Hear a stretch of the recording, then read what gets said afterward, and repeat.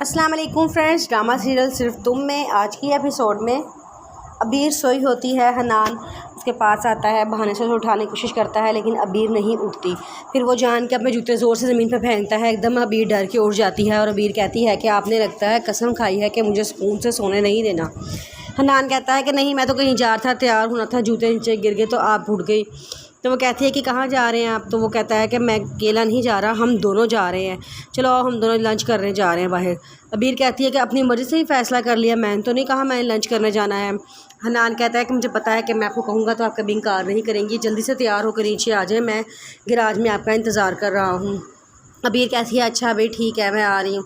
अबीर फटाफट तैयार होती है और फिर वहाँ पे आ जाती है जहाँ पे हनान खड़ा होता है। हनान उसको देखी जा रहा होता है। हनान दिल में सोचता है कि पता नहीं क्या बात है, मैं क्यों अपनी बीवी की तरफ इतना अट्रैक्ट हो रहा हूँ, मुझे लगता है कि मुझे अब अबीर अच्छी लगना शुरू हो गई है। वो ये बातें दिल में सोचता है। अबीर आती है और कहती है कि तुम्हें समझ नहीं आता कि पाकिस्तानी औरतें इतने बड़े बड़े दुपट्टे कैसे ले लेती हैं, मुझे तो लेना ही नहीं आ रहा। हनान कहता है कि नहीं, मेरी दादो कहती थी कि पाकिस्तान एक अच्छी औरत का असल पहनाव से पता ही उसके दुपट्टे से चलता है।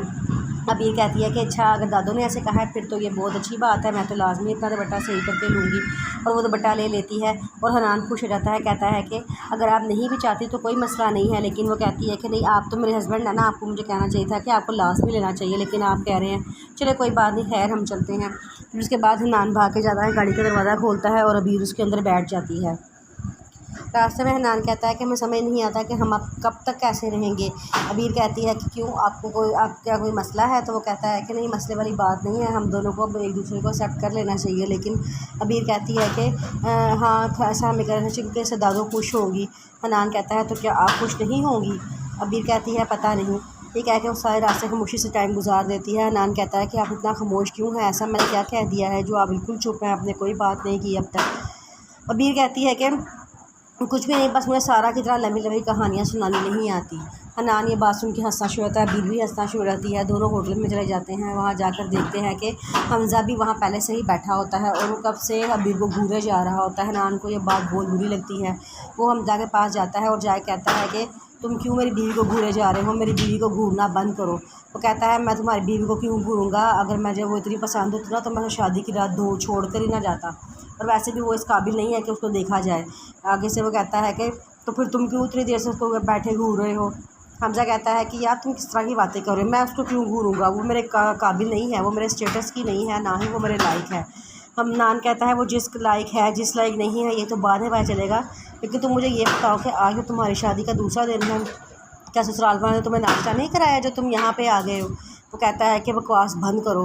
हनान कहता है ये तुम्हारा ससुराल नहीं है जहाँ तुम चीखोगे चिल्लाओगे तो कोई तुम्हें कुछ नहीं करेगा, ये होटल है, यहाँ का मालिक तुम्हें 1 मिनट में उठा के बाहर फेंक देगा।